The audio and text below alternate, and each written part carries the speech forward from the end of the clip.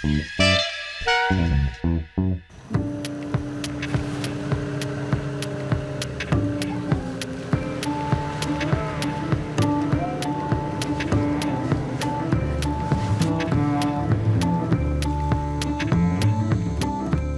Maleisische deel van Borneo is vooral jungle.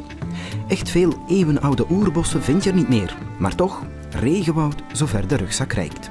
Kuching en Mulu zijn mijn stedelijke uitvalsbasissen.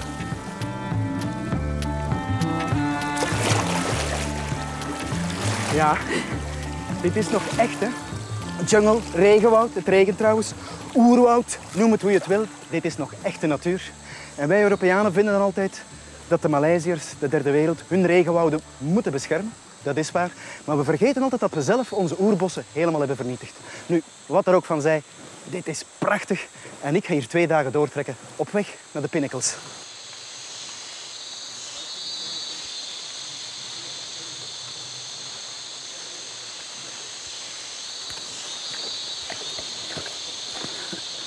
Amai, ik wist niet dat de geerpaden tot hier kwamen.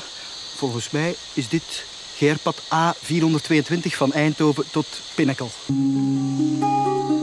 De pinnacles zijn indrukwekkende kalksteenpunten die hoog boven het oerwoud uitsteken. Wie ze wil zien, moet over een goede conditie beschikken, want het is bijna 2 dagen klimmen.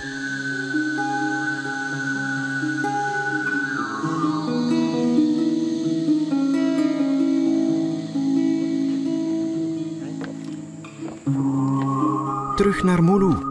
Zo gauw de rivier bevaarbaar is, neem je toch een boot. En kijk, na enkele uren varen kom je terug in de bewoonde wereld. De eerste toeristen duiken op. From Japan. At the potato, a lot of things on it. Now we go for a swim.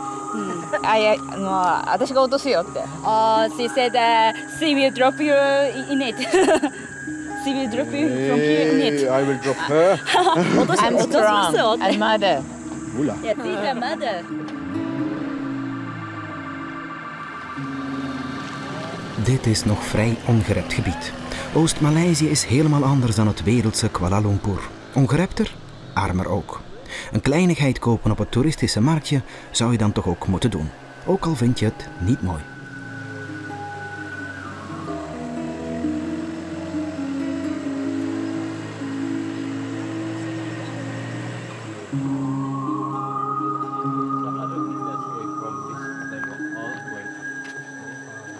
And why do they call it wind cave? Because it's windy over some of the parts. Dit is een immens kalkstenen massief. Je vindt dus veel grotten en elke grot heeft iets anders te bieden. In de windcake bekijk je stalagmieten en tieten. Monté et tombé, weet je nog wel? Vlakbij ligt de langste grot van Zuidoost-Azië, 60 kilometer. En je vindt hier ook de grootste grotkamer ter wereld, met plaats voor 8 reuze airbussen, bijvoorbeeld.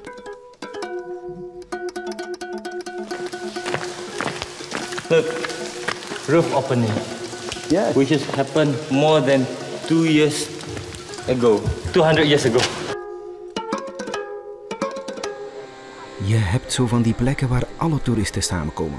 Maar zelfs daar kan je niet zeggen dat het overdreven druk is.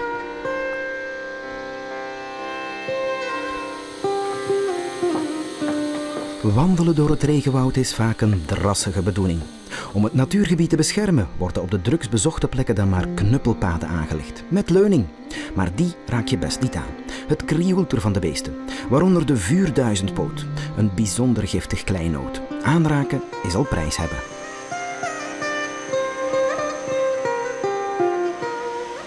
Now this flower we call the pagoda flower. Oh yeah.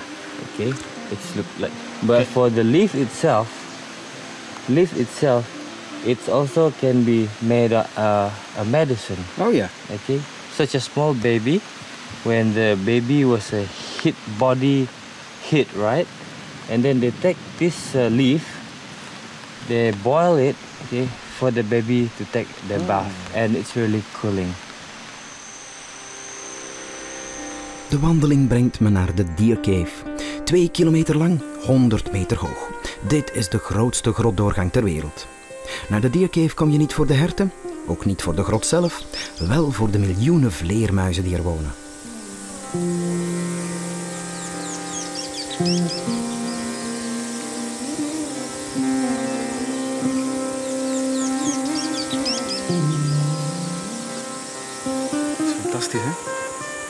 is eigenlijk beter dan vuurwerk. Het lijken van die Chinese draken, van die slangen die zich zo voortkronkelen.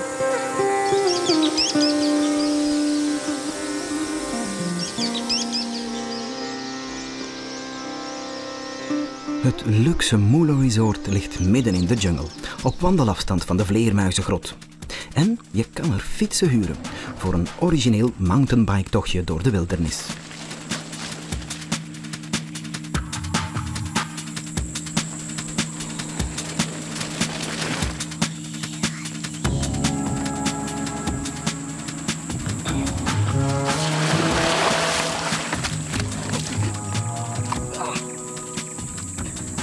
Dat is toch geen kwaad, hè?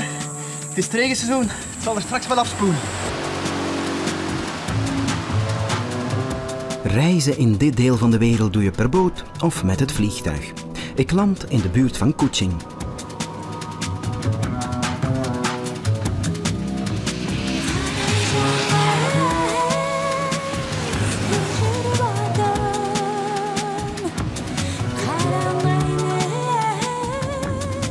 Dit is het Bokrijk van Sarawak, het Sarawak Cultural Village. Een openluchtmuseum waar je de huizen van de verschillende inheemse volkeren kan bekijken. En uiteraard zijn er demonstraties. De smid, de pottenbakker, de mandenmaker, ze zitten er allemaal. Is hij 11? No, it's not an elf. That's the way they are. This is one of the ethnic group, which is known as the orang-ulu, or the upriver people. So having a elongated ear like this means beauty for them. Charming, handsome. So being handsome or beauty in this culture, in this people culture, you have to experience the pain. Niet alleen ambachten kan je bekijken. Op alle uren van de dag wordt er ook gedanst.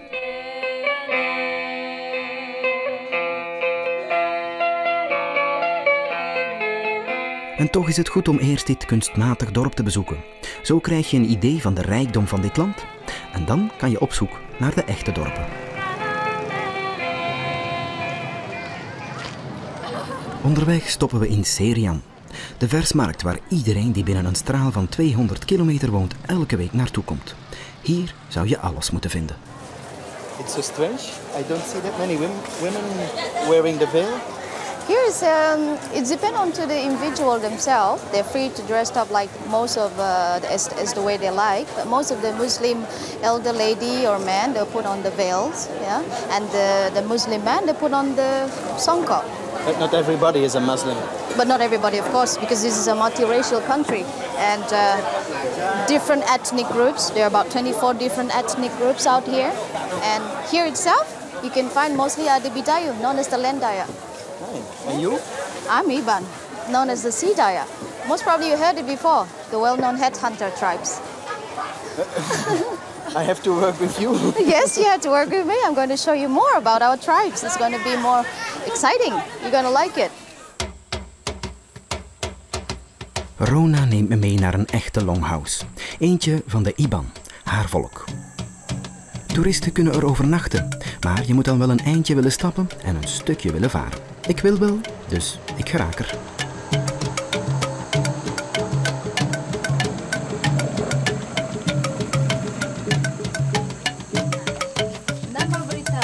Nama berita. Bagus. Baru datang kita.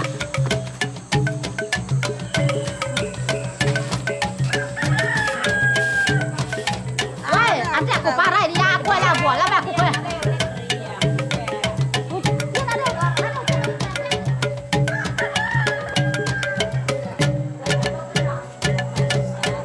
How many people are living here? More roughly about 200 people.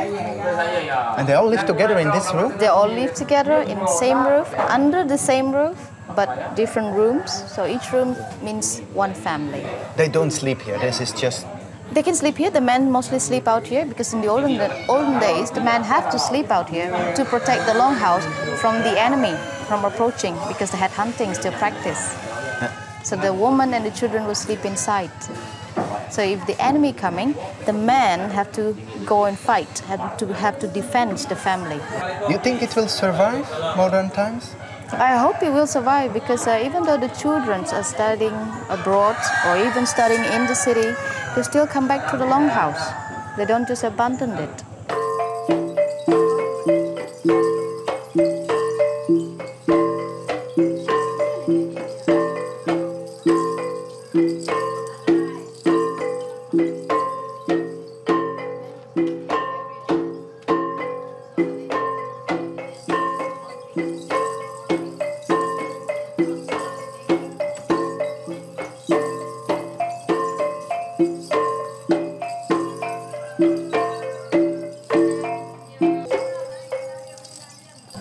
self-sufficient. That means they can go in the forest, they can look or get wild vegetables in the forest, wild fruits in the forest. They get fish from the river, and they can go in the jungle to get some meat. They have their own vegetables there. Yes, they can plant it, or else it's out there. It's amazing, I never saw it before. Pepper plants. This is how pepper is planted, because pepper originally came from India. So this pepper itself had been brought in by the Indian people when they came in here into Sarawak or Borneo. And this is white or black pepper? That's what a lot of people not sure about. Black and white actually came from the very same plants. It's only the process make the difference. Because when they turn orange or yellow, they will harvest it, dry it in the hot sun, because the skin is still on. When it dry, it become black. As for the white one, they will soak it in the water before they dry it until the skin fall off. That's why it's become white. But it's not the same taste. No, not the same taste. Black is more aroma, the white is more spicy. De toeristenattracties zijn nog levensecht. Kijken naar een hanengevecht. Gelukkig zet de verliezer het op een lopen. En pijltjes blazen.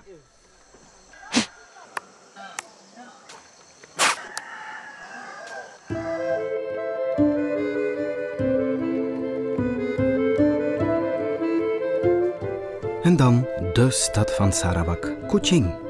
Ook hier wat koloniale huizen en kastelen. En ook hier, en dat is toch een constante in Maleisië, vriendelijke mensen, met wie je meteen aan de babbel geraakt. De overheid heeft hier jaren campagne gevoerd. Iedereen moet glimlachen naar toeristen. Maar Maleiërs zijn ook echt uit zichzelf gastvrij en vriendelijk.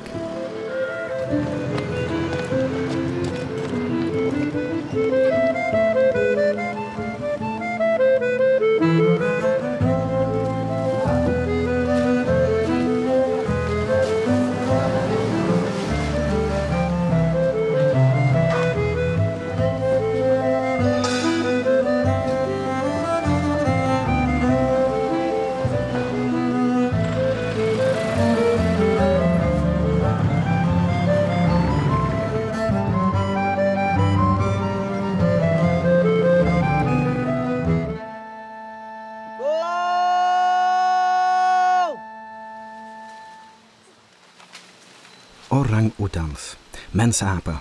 Letterlijk betekent orang-oetan mens van het woud. En de beesten dreigen uit te sterven, omdat het regenwoud verdwijnt. In dit reservaat leven er nog amper 19.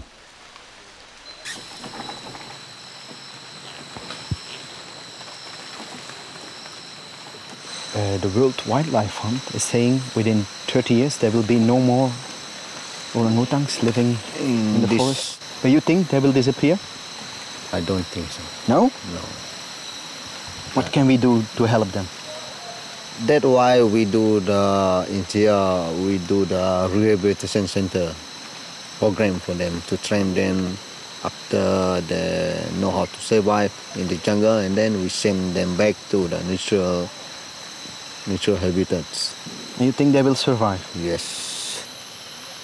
Is this the strongest monkey that exists? This is the second. The strongest is a gorilla. Yeah. It's a how do you say it? Four-wheel? Four-wheel drive. Four-wheel drive. Yes. Why? Because you see the arms, they can grab the branches, the hand also. You see? The baby still take milk from the mother until the age of the baby is around 6 to 7 years, and then the baby can be independent. And how old is this mother? This one is the oldest over here. It's over than 30 years already. And why did you choose this job? You like orangutans that much? I think it's more easy to me to work with this animal than humans. De volwassen mannetjes kunnen wel 100 kilogram wegen en 1 meter hoog worden. Indrukwekkende beesten.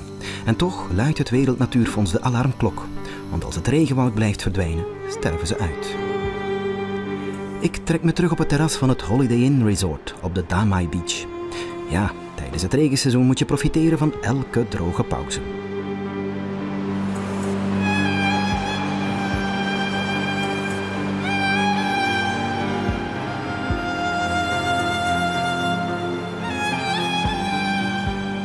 Maleisië Airlines vliegt elke dag naar Kuala Lumpur en Kuching.